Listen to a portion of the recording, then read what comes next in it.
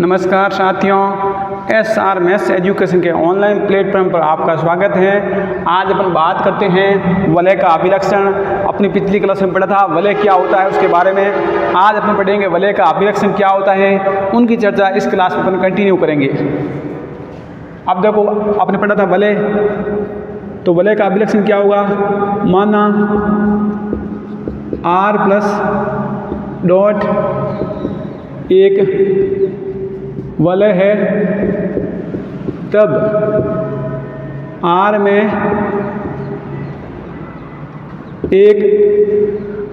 N एक न्यूनतम धनात्मक पूर्णांक इस प्रकार है कि n इंटू जीरो करेंगे अपन, क्या आएगा, n इंटू अगर a लेंगे तो क्या आएगा, जीरो आएगा। जहाँ प्रत्येक a बिलोंग टू r के लिए कंडीशन फॉलो होगी, अपन r के प्रत्येक अवयव को लेंगे और उन n से गुणा करवाएंगे तो वापस क्या आ जाएगा, जीरो आ जाएगा। तब अपन कहेंगे वलय का अभिलक्षण क्या होगा, n होगा। यदि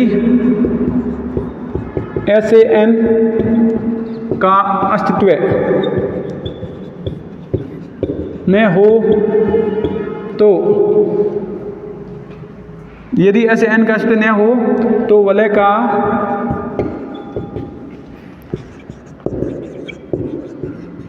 अभिलक्षण शून्य या अनंत होता है। अगर ऐसे n का अस्तित्व नहीं होगा तो वलय का अभिलक्षण क्या होगा, शून्य होगा। तो देखो, माना R प्लस डॉट एक वलय है, तब वलय R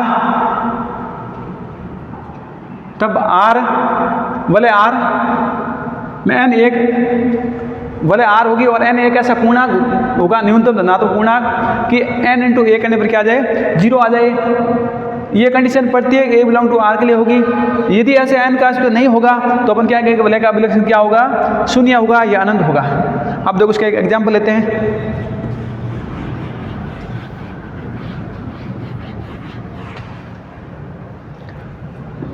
जैसे एग्जाम्पल लिया, मान लो Z7 अवशेष योग 7 अवशेष गुणन 7 एक वलय है।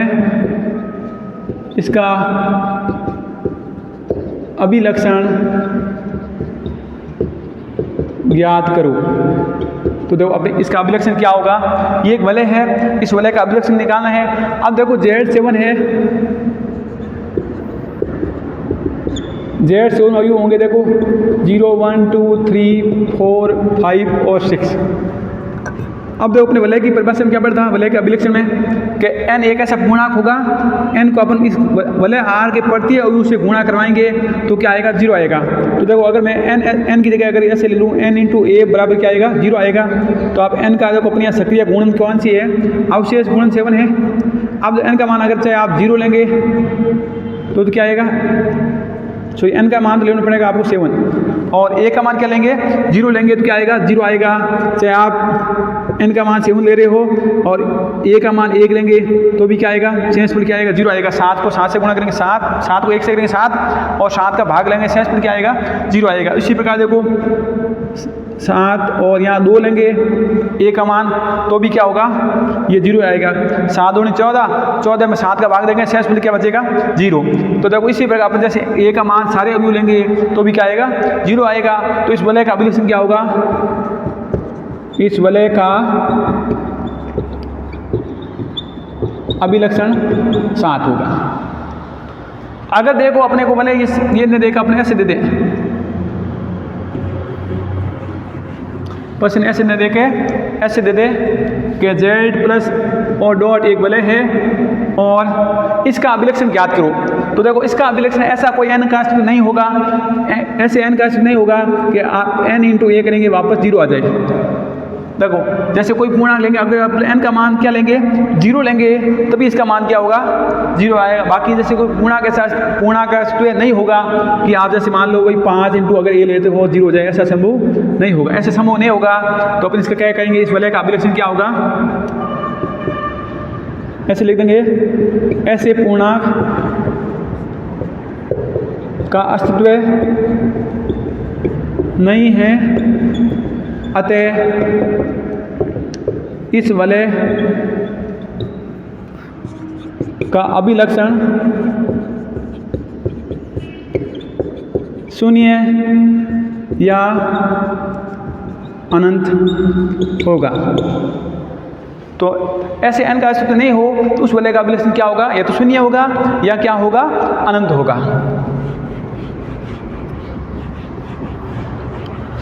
आगे है पूर्णांकीय प्रांत व क्षेत्र का अभिलक्षण। अब देखो, कोई पूर्णांकीय प्रांत है D और कोई क्षेत्र है F, इसका अभिलक्षण क्या होता है? कोई पूर्णांकीय प्रांत D व क्षेत्र F का अभिलक्षण वह न्यूनतम धनात्मक पूर्णांक है कि, अब देखो उसमें क्या होगा, अपन n एक ऐसा पूर्णांक लेंगे, इनकी अगर गुणन सक्रिय अपन 1 के साथ करवाएंगे तो क्या आ जाए, 0 आ जाए। तब अपन बोलेंगे कि भाई इस पूर्णांकीय प्रांत या उस क्षेत्र का अभिलक्षण क्या है, जो n का मान होगा। अब देखो इसको अपन ऐसे भी लिख सकते हैं, या ऑर्डर ऑफ 1 बराबर क्या होगा, n होगा। यदि ऐसे n का अस्तित्व नहीं हो, यदि ऐसे n का अस्तित्व न हो तो वलय का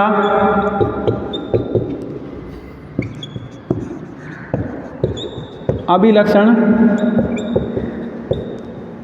शून्य या अनंत होता है। यदि ऐसे n का अस्तित्व न हो तो पूर्णांकीय प्रांत या क्षेत्र का अभिलक्षण क्या होगा, शून्य या अनंत होगा। आगे देखो एग्जाम्पल देखो इस पर आधारित, जैसे एग्जाम्पल वापस वही ले ले, अगर Z7 + 7 और डॉट 7 एक पूर्णांकीय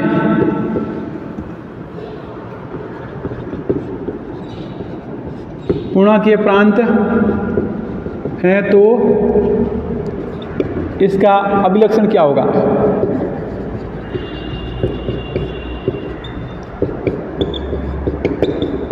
अब देखो, अगर ये एक पूर्णांकीय प्रांत है तो इसका अभिलक्षण क्या होगा, तो अपने पढ़ी थी पूर्णांकीय प्रांत का अभिलक्षण की परिभाषा क्या थी, n × 1 करने पर क्या आ जाए, 0 आ जाए। तो देखो n का मान क्या लेंगे, अपनी आप सक्रिय कौन सी है, अवशेष गुणन 7 है, तो सक्रिय क्या है, n अवशेष गुणन 7 करेंगे तो क्या आएगा, 1 से गुणा करेंगे तो 0 आना चाहिए। तो देखो अगर n का मान मैं 7 लेता हूँ और अवशेष यार यहाँ 1 लूँगा, तो देखो क्या होगा, 7 को 1 से गुणा करूँगा तो क्या आएगा 7, और 7 में फिर 7 का भाग दूंगा, जो शेष पर आएगा वो मेरे को यहाँ लिखना है, तो क्या आएगा, देखो 0 आएगा। तो ये ऑर्डर ऑफ 1 क्या हो गया, 7।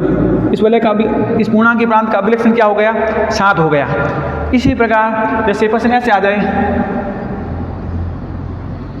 एक पूर्णांकीय प्रांत है तो इसका अभिलक्षण क्या होगा, तो उस केस में देखो अपने n का मान क्या ले, n का मान क्या लें कि इसका अभिलक्षण निकल जाएगा। तो देखो ऐसे कोई z है पूर्णांक में ऐसा कोई पूर्णांक विद्यमान नहीं होगा कि आप 1 से गुणा करेंगे और 0 आ जाए। अगर आप 0 लेते हो तो इसका अभिलक्षण निकल जाएगा, अभिलक्षण क्या होगा, 0 होगा। इसके अलावा कोई दूसरा पूर्णांक विद्यमान नहीं होगा, तो इसका मीनिंग ये हुआ ऐसे कोई n का अस्तित्व नहीं होगा जो इस वलय का क्या होगा, अभिलक्षण होगा, सॉरी पूर्णांकीय प्रांत का अभिलक्षण होगा। आगे देखो इस पर आधारित एक प्रमेय भी है इंपॉर्टेंट,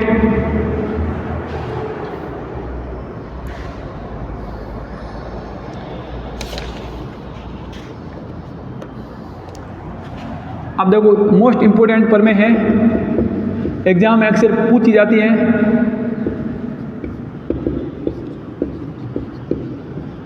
सिद्ध कीजिए कि पूर्णांकीय प्रांत, सिद्ध कीजिए कि पूर्णांकीय प्रांत का अभिलक्षण शून्य या अभिलक्षण या तो शून्य या अखंडनीय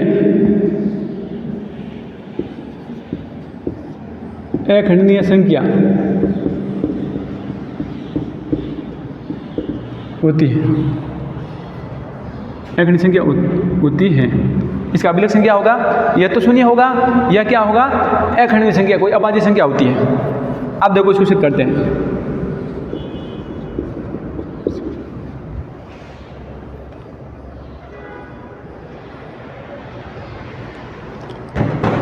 अब देखो सबसे पहले ऐसे मान लेते हैं, माना D एक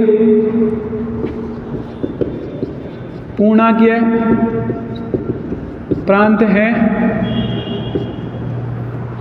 तथा A बिलोंग टू D है और A नॉट इक्वल टू क्या है? 0 है। अब देखो A की कोटि शून्य, A की कोटि शून्य होगी, A की कोटि शून्य, या इसको अपने ऐसे लिख सकते हैं, ऑर्डर ऑफ A बराबर 0 यदि तब क्या होगा? तब पूर्णांकीय प्रांत का अभिलक्षण शून्य।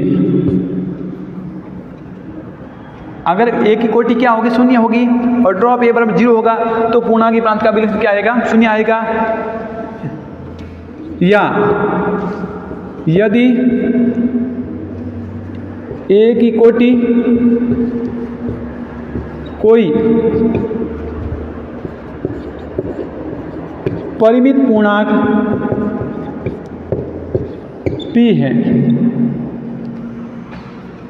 परिमित पूर्णांक P है, तब क्या होगा? ऑर्डर ऑफ A क्या आ जाएगा? P आ जाएगा। तब इसका अभिलक्षण क्या होगा? अभिलक्षण P होगा। अब देखो ऑर्डर अभिलक्षण P होगा। अगर अभिलक्षण P होगा तो अपने को सिद्ध ये करना है P क्या है? एक अभाज्य संख्या है। सिद्ध करना है कि P एक अखंडनीय संख्या है। अब P क्या है? एक अखंडनीय संख्या है, अभाज्य संख्या है। अगर P एक अखंडनीय संख्या है तो क्या होगा? देखो अपन शुरुआत में क्या करेंगे? विरोधाभास से मान लेंगे P क्या भाज्य संख्या है। तो ऐसे मान लेते हैं, विरोधाभास से माना कि P एक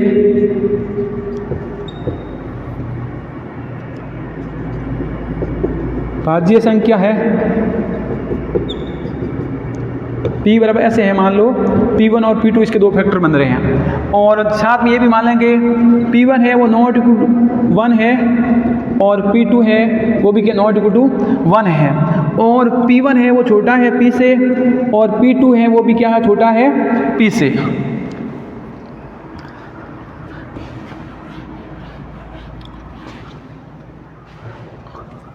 अब देखो D एक पूर्णांकीय प्रांत है, D एक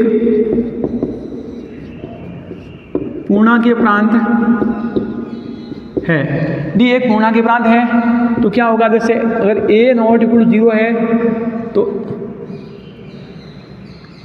देखो ऑर्डर ऑफ A है वो क्या नॉट इक्वल 0 है, तो अपन A को 1 के साथ सक्रिय करेंगे, वो क्या आएगा? वो भी क्या होगा? नॉट इक्वल 0 होगा, अर्थात A स्क्वायर है। अगर देखो A नॉट इक्वल 0 है तो आप A की सक्रिया A के साथ कराएंगे तो क्या आएगा? A स्क्वायर आएगा, वो भी क्या होगा? नॉट इक्वल 0 होगा।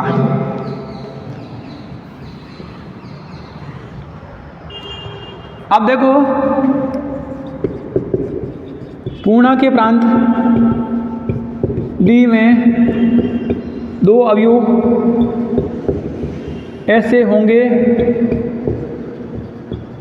जिनकी कोटि समान है। कहने का मीनिंग है, देखो ऑर्डर ऑफ ए बराबर ऑर्डर ऑफ ए स्क्वायर बराबर है पी। अगर ऑर्डर ऑफ ए बराबर पी है तो order of a square b क्या आएगा, पी आएगा। अब आगे देखो, ऑर्डर ऑफ ए स्क्वायर बराबर पी है, अपने पता था पूर्णांक के प्रांत की परिभाषा, तो अपन इसको ऐसे भी लिख सकते हैं, पी इंटू ए स्क्वायर बराबर क्या आएगा, 0 आएगा। पूर्णांक के प्रांत की परिभाषा से ये हो जाएगा। अब देखो ए स्क्वायर देखिए, मान लो सपोज अपना 1 है। आगे देखो, अगर P A square not equal 0 आ रहा है, सो इक्वल 0 आ रहा है, तो अब देखो पी है, इसको अपन ऐसे भी लिखते हैं, ए स्क्वायर है, या देखो पी की जगह अपने क्या माना था, P1 और P2, और यहाँ है ए स्क्वायर बराबर है 0। अपन इसको ऐसे भी लिख सकते हैं, ए स्क्वायर प्लस ए स्क्वायर प्लस ए स्क्वायर, ये है P1 P2 बार बराबर 0। या अपन इसको ऐसे भी लिख सकते हैं, ए प्लस ए, ये P1 बार, और A1 plus A2 plus A3, ये है P2 बार बराबर 0। इसको अपन लिख सकते हैं P1A, इसको लिख देंगे P2A बराबर 0। अब देखो D क्या है, पूर्णांक के प्रांत है, और पूर्णांक के प्रांत क्या होता है, शून्य भाजक रहित होता है।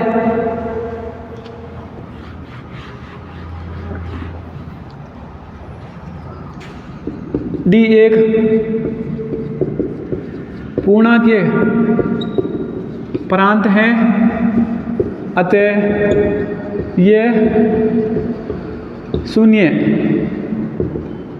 भाजक रहित है। शून्य भाजक रहित है तो देखो क्या होगा, या तो इसका मान 0 होगा या इसका मान 0 होगा। तो क्या होगा, P1A इक्वल टू 0 या P2A इक्वल टू क्या आएगा, 0 आएगा। लेकिन देखो P1A नॉट इक्वल टू 0 होगा, क्योंकि PA बराबर क्या है, 0 है। P एक छोटा पूर्णांक, इससे छोटा पूर्णांक संभव नहीं है, जबकि P1 तो इससे छोटा है P से, तो ये या तो PA क्या होगा, 0 है, तथा P2A भी नॉट इक्वल 0 होगा। क्यों होगा, कारण इसका क्या है कि P2A है वो P से छोटा है। तो अपने बात की भाई, अपने जो माना था विरोधाभास से अपनी परिकल्पना की थी, वो परिकल्पना अपने की है, जो भाई अपने माना था P एक भाज्य संख्या है, वो हमारी परिकल्पना क्या है, गलत है। अर्थात हमारी परिकल्पना P जो भाज्य है वह गलत है, अर्थात P एक अखंडनीय अभाज्य संख्या है। ये पर में सिद्ध हो गया। अब देखो इस चैप्टर से इंपॉर्टेंट क्वेश्चन कैसे बनता है, उनकी चर्चा करते हैं अपन।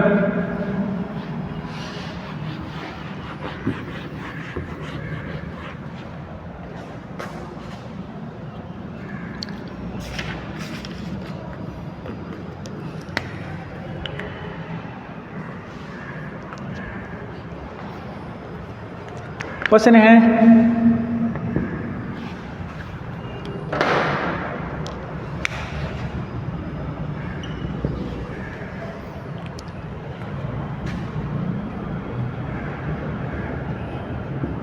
सिद्ध कीजिए कि गाउसीय पूर्णांकों का समुच्चय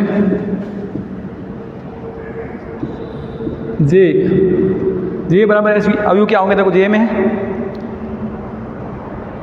m प्लस आयोटा n, जहाँ mn बिलोंग टू z, समी संख्याओं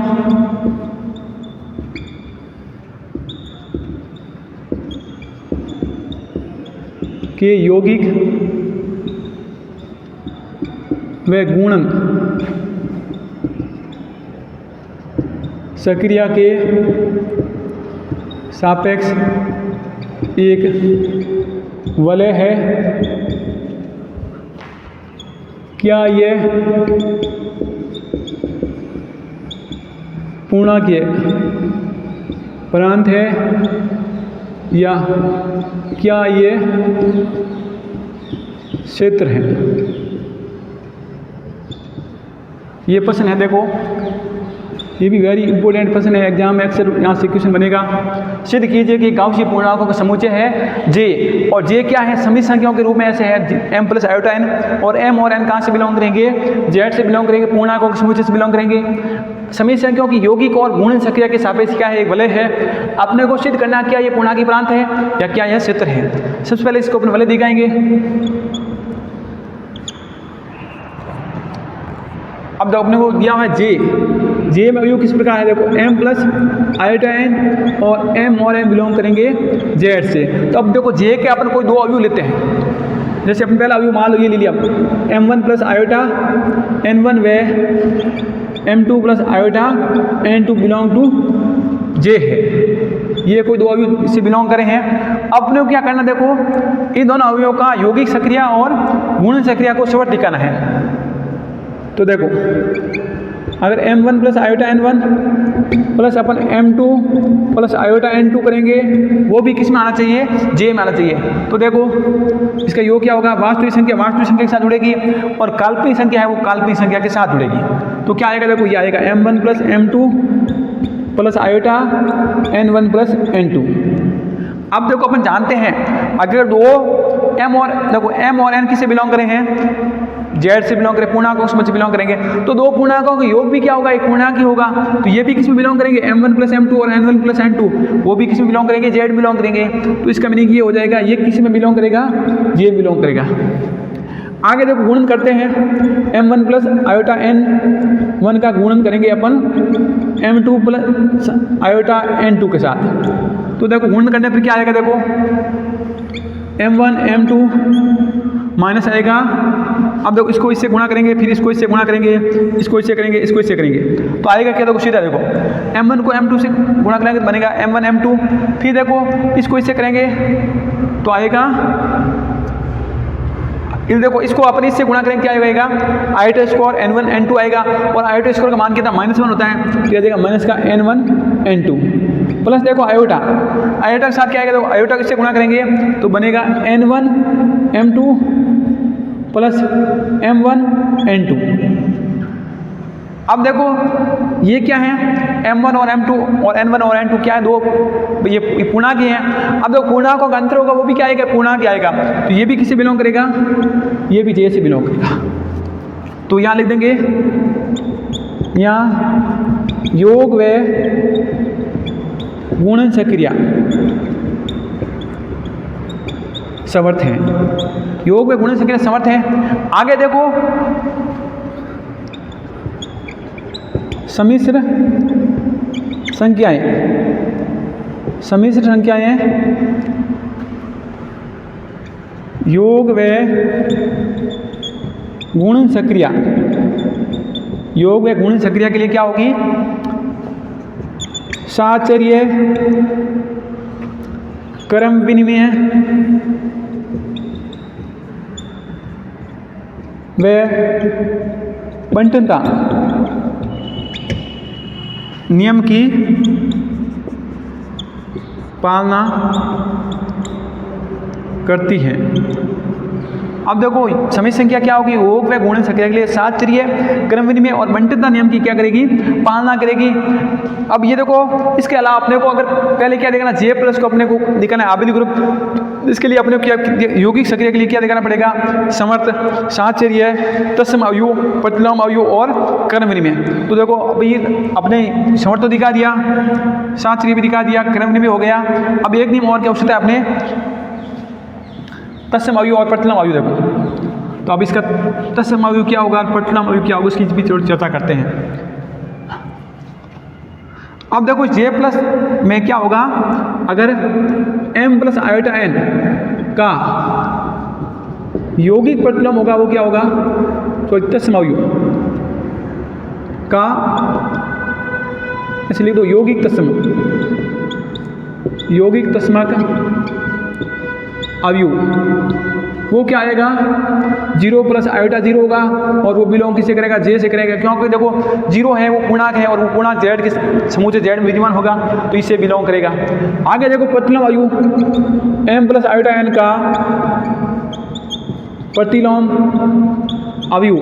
अब देखो m और आयोटा n के कोई स्वेच अवयव है, तो ये कंडीशन प्रत्येक अवयव के लिए लागू होगी, और क्या बने देखो बनेगा यौगिक का प्रतिलोम क्या आएगा, माइनस का m माइनस का आयोटा n बिलोंग टू जे होगा।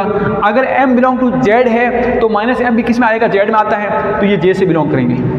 तब क्या होगा देखो, तब जे प्लस 1, अब देखो जे प्लस अबिलिकुल तो हो गया। इसके अलावा देखो अपने को इसको वलय दिखाना है, तो वलय के लिए क्या होगा, जे डॉट है वो भाई सक्रिय क्या होनी चाहिए, सवर्त होनी चाहिए। दूसरी बात है शास्त्रीय नियम की पालना होनी चाहिए, तो शास्त्रीय नियम की भी पालना हो रही गुण सक्रिय के लिए, तो ये क्या बन जाएगा, तब क्या बन जाएगा, जे प्लस डॉट 1 क्रम विनिमय वलय है। अब ये देखो क्रम विनिमय वलय बन गई है। अब अपने को आगे सिद्ध करना है क्या ये पूर्णांक प्रांत है, तो अपने को पूर्णांक प्रांत दिखाना है। अब देखो पूर्णांक प्रांत के लिए कंडीशन क्या होती है कि गुण सक्रिय का तत्सम अवयव हो, शून्य भाजक रहित हो, और गुण सक्रिय के लिए क्या हो, क्रम विनिमय हो। तो गुण सक्रिय के लिए क्रम विनिमय है, और अपने गुण सक्रिय निकालना है तत्सम अवयव। तो देखो जे डॉट में गुण सक्रिय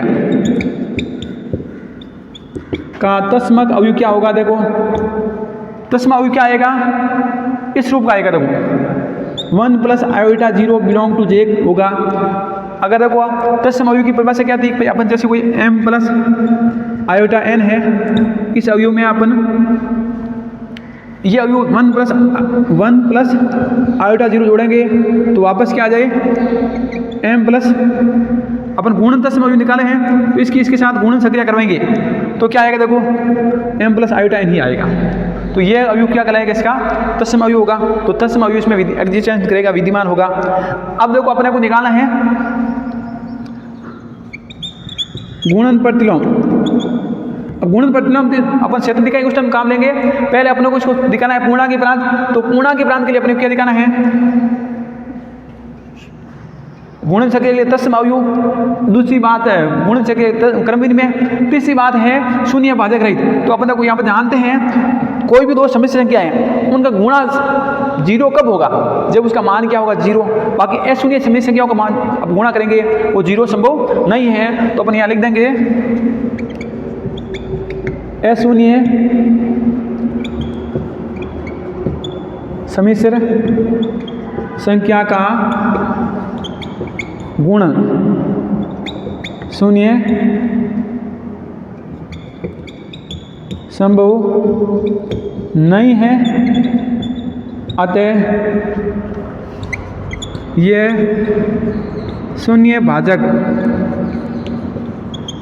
रहित है। शून्य भाजक रहित है तो क्या हो जाएगा, यह एक पूर्णांकीय प्रांत है। अब देखो ये पूर्णांकीय प्रांत सिद्ध हो गया। अब आगे अपने को इसको क्षेत्र सिद्ध करना है। तो क्षेत्र सिद्ध करने के लिए अपने को कौन से गुणधर्मों की आवश्यकता पड़ेगी, देखो क्षेत्र सिद्ध करने के लिए अपने को बताना पड़ेगा गुणन सक्रिया के लिए तत्सम अवयव और क्रम विनिमय। और दूसरी बात है अपने को दिखाना है प्रत्येक अशून्य अवयव का गुणात्मक प्रतिलोम। तो देखो गुणात्मक प्रतिलोम क्या होगा, अपन गुणात्मक प्रतिलोम निकाल दे इसका।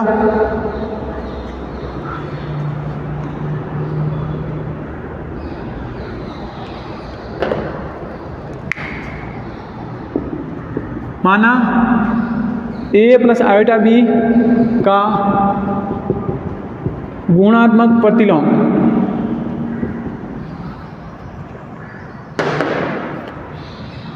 प्रतिलोम क्या मान लेते हैं m प्लस आयोटा n है। अब देखो ये इसका गुणात्मक a प्लस आयोटा बी को श्वेत दिया, इसका गुणात्मक परिणाम क्या आ रहा है, m प्लस आयोटा n आ रहा है। तो देखो a प्लस आयोटा बी का गुणात्मक परिणाम क्या होगा, 1 ये होगा। तो इसको देखो अगर a प्लस आयोटा बी गुणात्मक परिणाम है तो अपने इसको ऐसे लिखते हैं m प्लस आयोटा n। अब देखो इसका अपन परिमीकरण करेंगे तो ये बनेगा m माइनस आयोटा n बटे m माइनस आयोटा n। इसको सरल करेंगे तो आएगा m बटा m square plus n square plus minus का।